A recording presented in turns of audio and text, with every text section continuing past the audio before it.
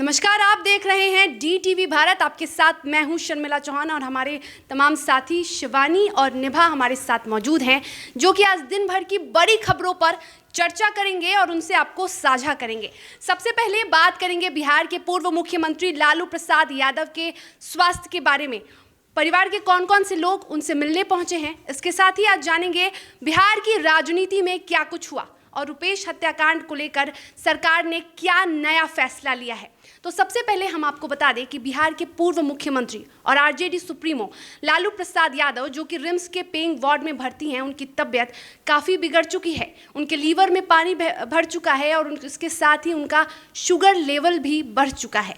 हम आपको बता दें कि उनसे मिलने उनकी बेटी मीसा भारती पहुँच चुकी हैं और इसके साथ ही उनके बड़े बेटे तेज प्रताप यादव, छोटे बेटे तेजस्वी यादव के साथ उनकी मां राबड़ी देवी भी उनसे मिलने के लिए रांची रिम्स के लिए रवाना हो चुकी हैं। तो ये है पूर्व मुख्यमंत्री लालू प्रसाद यादव के सेहत का आज का अपडेट। इसके साथ अब हम बात करेंगे कि आज बिहार की राजनीति गलियारों में क्या कुछ हुआ।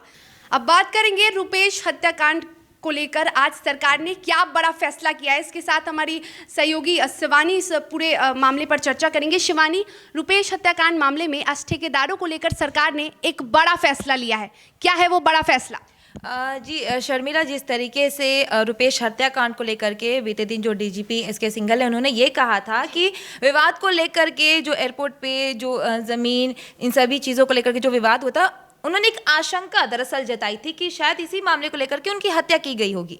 और जिसके बाद जो है वो ठेकेदारों को लेकर के आज एक बैठक हुई है और इस बैठक में आपको बताना चाहेंगे कि तमाम ठेकेदारों के लिए काफ़ी ज़्यादा जो मुश्किलें हैं वो बढ़ चुकी हैं। दरअसल हम आपको बता दें कि जो आज बैठक हुई है, उस बैठक में ये कहा गया है कि अगर आप कोई भी टेंडर जो है, यानी कि पब्लिक हैंडलिंग टेंडर, अगर किसी भी ठेकेदारों को लेना होगा तो उन्हें सबसे पहले अपना कैरेक्टर सर्टिफिकेट यानी कि चरित्र प्रमाण पत्र जो है वो देना पड़ेगा। उसके बाद आगे इस बैठक में सबसे पहले वहां पे अगर हम आपको बताएं कि मौजूद कौन कौन से सचिव रहे, तो जिनमें से सबसे पहले राज्य के मुख्य सचिव दीपक कुमार, गृह विभाग के सचिव आमिर सुबहानी और पुलिस महानिदेशक एसके सिंघल वहां पर इस मीटिंग में मौजूद थे। और जब ये बैठक हुई तो उसमें ये सीधे कहा गया है कि अगर आप लोगों को टेंडर चाहिए तो आप अपने ज़िले के वरीय पुलिस अधीक्षक के पास जाइए या फिर पुलिस अधीक्षक, इन लोगों को आपको सबसे पहले अपना कैरेक्टर सर्टिफिकेट देना होगा, उसके बाद ही आपको वो टेंडर मिल सकता है। तो अगर हम इन दोनों मामलों को जोड़ें तो दोनों मामले में ये साफ तौर पे कहा जा रहा है कि रुपेश हत्याकांड के बाद से ही जैसे ठेकेदारों पे सवाल उठने लगे थे,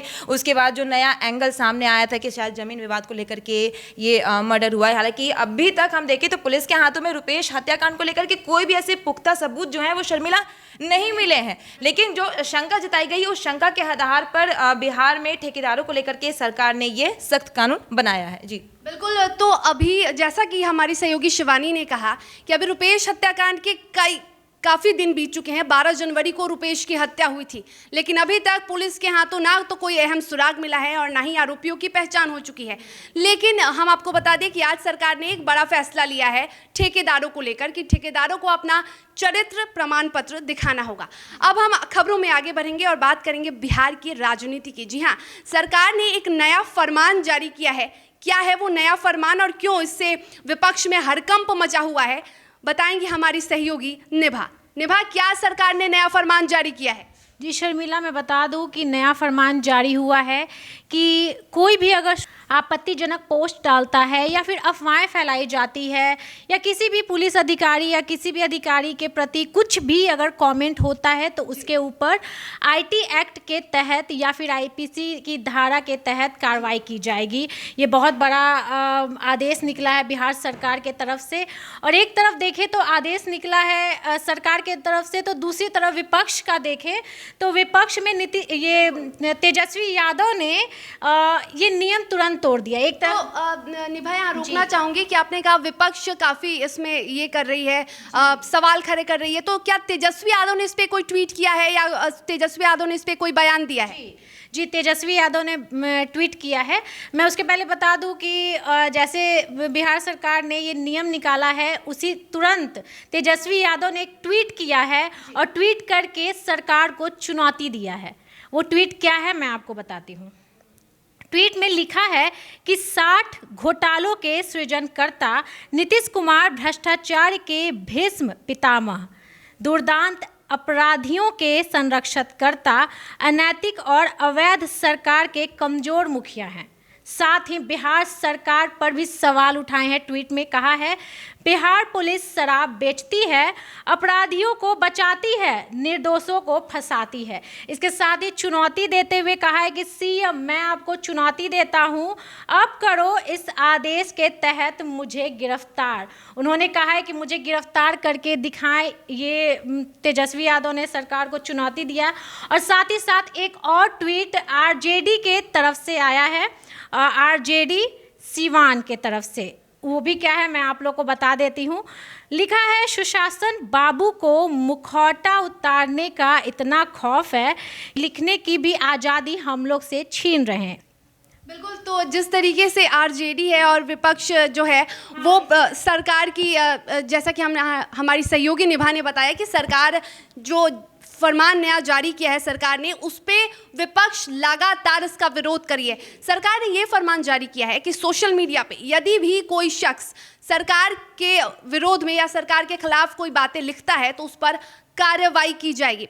इसके साथ ही हम आगे बढ़ेंगे खबरों में और बात करेंगे कि हमारी सहयोगी शिवानी बताएंगी कि इस बार 26 जनवरी को लेकर भी एक नया आदेश जारी किया गया है। क्या है वो नया आदेश, शिवानी?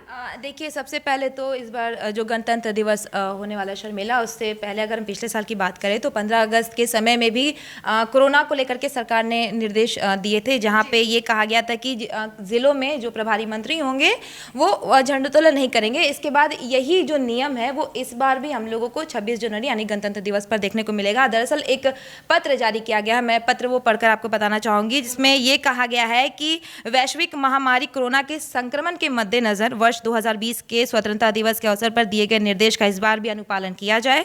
इस वर्ष गणतंत्र दिवस के अवसर पर पटना जिला को छोड़कर जनवरी, आपको बता दें कि जो बातें हुई हैं उसमें पटना और सिर्फ अगर देखें तो एक्सेप्ट पटना को छोड़कर बाकी सभी जगहों पर वहाँ पे जितने भी प्रभारी मंत्री हैं वो झंडोत्तोलन नहीं करेंगे। और जो भी कोरोना को लेकर के सोशल डिस्टेंसिंग हो या फिर सैनिटाइजर हो या फिर मास्क हो, इन सभी चीज़ों का उन्हें प्रयोग करना पड़ेगा। तो इस बार भी भले ही कोरोना की जो वैक्सीन है वो मिल रही है, हालांकि सेकंड फेज़ की अगर हम बात करें तो जहां प्रधानमंत्री, सभी जगह के जो चीफ मिनिस्टर हैं या फिर 50 साल से ज़्यादा लोगों को जो सेकंड फेज़ में टीका लगाने की जो बात हुई है वो तो है ही, लेकिन तमाम जैसे भी गणतंत्र दिवस हो या फिर जो भी फेस्टिवल्स आ रहे हैं उन सब में भी हर किसी को कोरोना को लेकर के जो सावधानियाँ बरतनी है, जो निर्देश आए, उसका भी सख्ती से पालन करना होगा। जी, तो बिल्कुल कोरोना को भी लेकर कई फैसले लिए गए हैं गणतंत्र दिवस पे, और सही कहा गया है कि कोरोना अभी गया नहीं है, भले ही वैक्सीन आई है लेकिन अब भी आपको सावधान रहने की ज़रूरत है। इसी के साथ अगर हम मौसम की बात करें तो मौसम आज के बाद यानी 23 जनवरी से थोड़ा सा राहत मिलने वाली है। बिहार वासियों को मौसम से फिलहाल कोहरा छाया रहेगा लेकिन दिन खुला रहेगा और ठंड का जो तापमान है वो दिन के तापमान में भी सामान्य रहेगा। तो फिलहाल सतर्क रहिए और स्वस्थ रहिए, और तमाम खबरों के लिए, देश दुनिया की तमाम खबरें और उनके अपडेट्स के लिए आप देखते रहिए DTV भारत, और हमें और हमारे सहयोगियों को दीजिए इजाज़त। नमस्कार।